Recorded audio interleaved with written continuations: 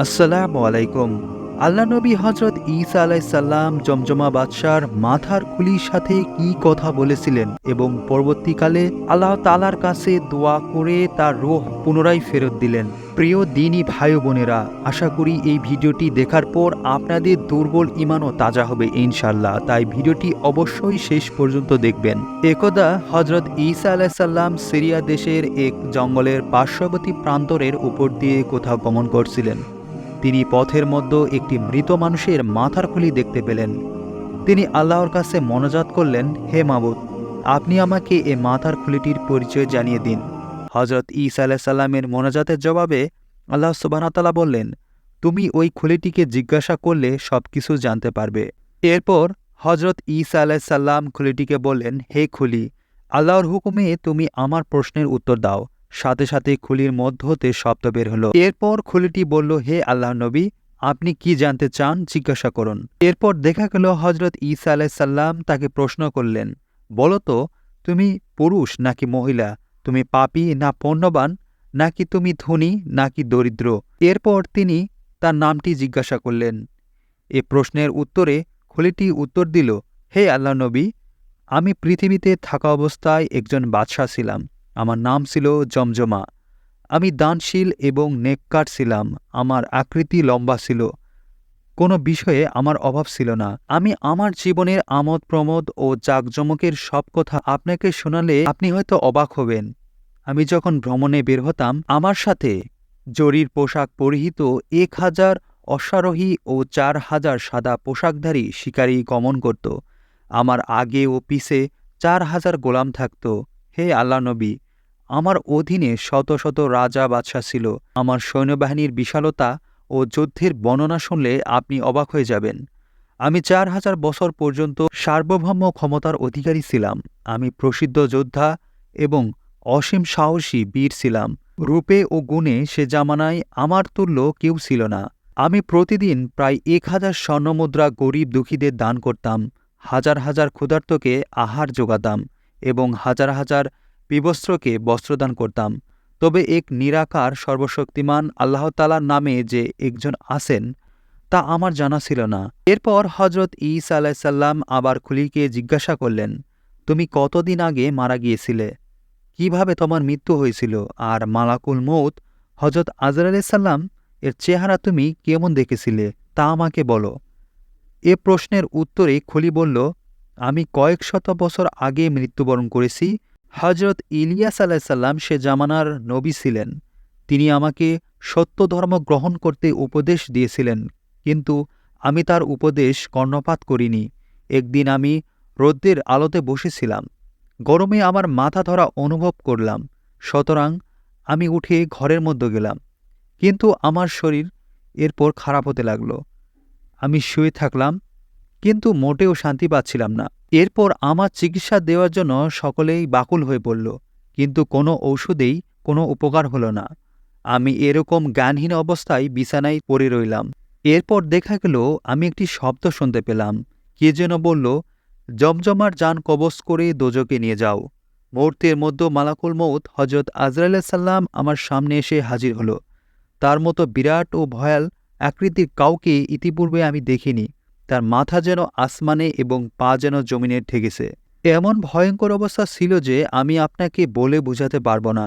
এরপর হজরত ঈসা আলাইসাল্লাম জমজমাকে জিজ্ঞাসা করলেন, মৃত্যুকালে তোমার কেমন কষ্ট হয়েছিল? সে উত্তরে বলল, মালাকুল মউত হজরত আজরাইল আলাইসাল্লামের সাথে আরও কয়েকজন ফেরেশতা ছিলেন। তাদের কারো কারো হাতে ছিল আগুনের তলোয়ার, কারো হাতে ছিল আগুনের তীব্র শিখা।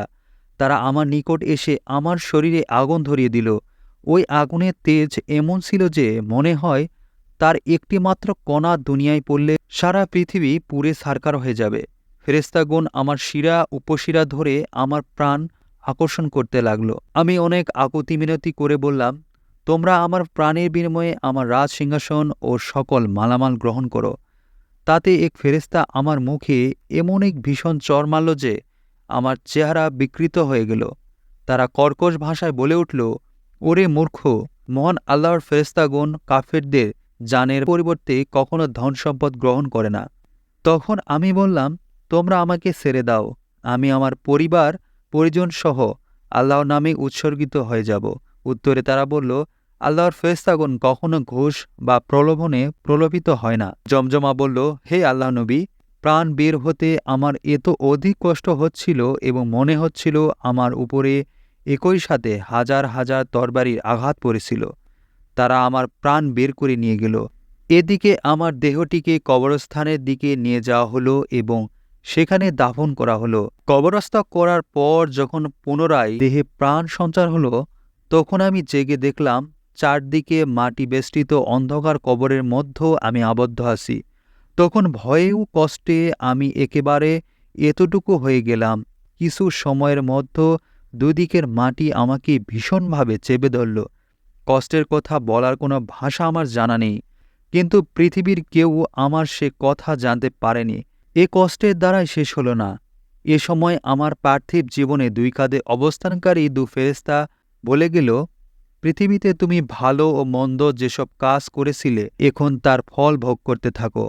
এরপর মুনকার ও নাকির নামক এমন ভয়ঙ্কর দুজন ফেরেশতা এসে উপস্থিত হল যে ওইরকম ভয়াবহ ফেরেশতা আর কখনো দেখিনি। ফেরেশতাদ্বয়কে দেখে আমার অন্তরাত্মা শুকিয়ে গেল। তারা আমাকে উঠিয়ে বসে ভীষণ গর্জনে জিজ্ঞাসা করল, বলো, কে তোমার প্রতিপালক? এ সময় কি বলতে হবে তা আমার জানা ছিল না। তাদের ভয়ে অস্থির হয়ে আমি তাদেরকে খুশি করার জন্য উত্তর দিলাম, তোমরাই আমার প্রতিপালক। বলা মাত্রই তারা আমাকে আগুনের ভগুর দ্বারা এত জোরে আঘাত করল যে আমি সে আঘাতে মাটির সাথে মিশে গেলাম। আশ্চর্য যে তথাপি আমার প্রাণ বের হল না।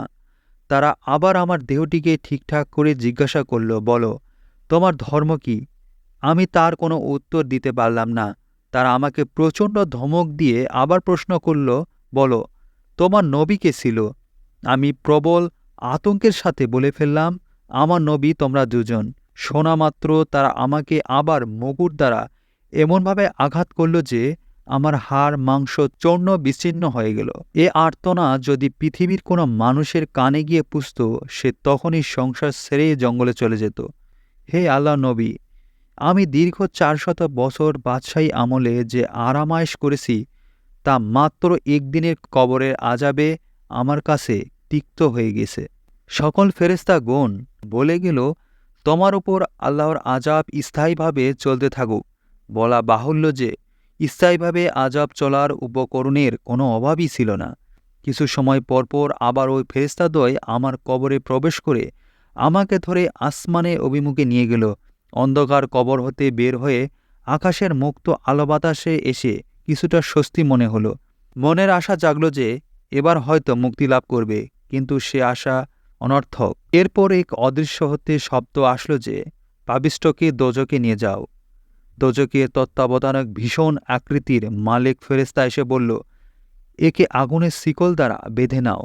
আদেশ পাওয়া মাত্র কতিপয় ফেরেশতা এসে আমাকে নতুন এক স্থানে নিয়ে গেল।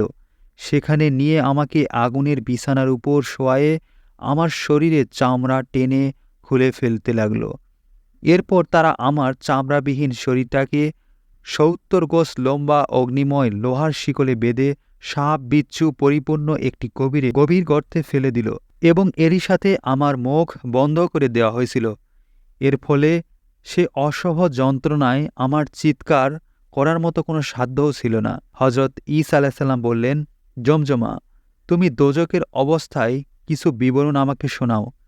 জমজমা বলতে লাগল, হে নবী, দোজকের 7টি দরজা আছে, এর মধ্যে হুতামা হল সবচেয়ে নিচের দরজা। হে নবী, আপনি দোজকবাসীদের অবস্থা দেখলে নিশ্চয় বলতেন যে এদের উপর আল্লাহ তাআলা কঠিন গজব অবতীর্ণ হয়েছে। তাদের সামনে পিছে ডানে বামে উপরে ও নিচে সব দিকেই দাউ দাউ করে আগুন জ্বলছিল। এখানে সকল জাহান্নামীরা প্রচণ্ড ক্ষুধা ও তৃষ্ণায় চিৎকার করছে। তাদের বলা হচ্ছে, ওহে হতবাগার দল, এখানে আবার খাবার দাবার কিসের?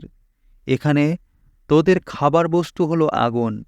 জমজমা বলল, হে আল্লাহ নবী, একসময় ফেরেশতাগণ আমাকে পূর্ববর্তী স্থান হতে তুলে একটি অগ্নিময় গাছের নিচে নিয়ে গেল, যার নাম জাক্কুম গাছ।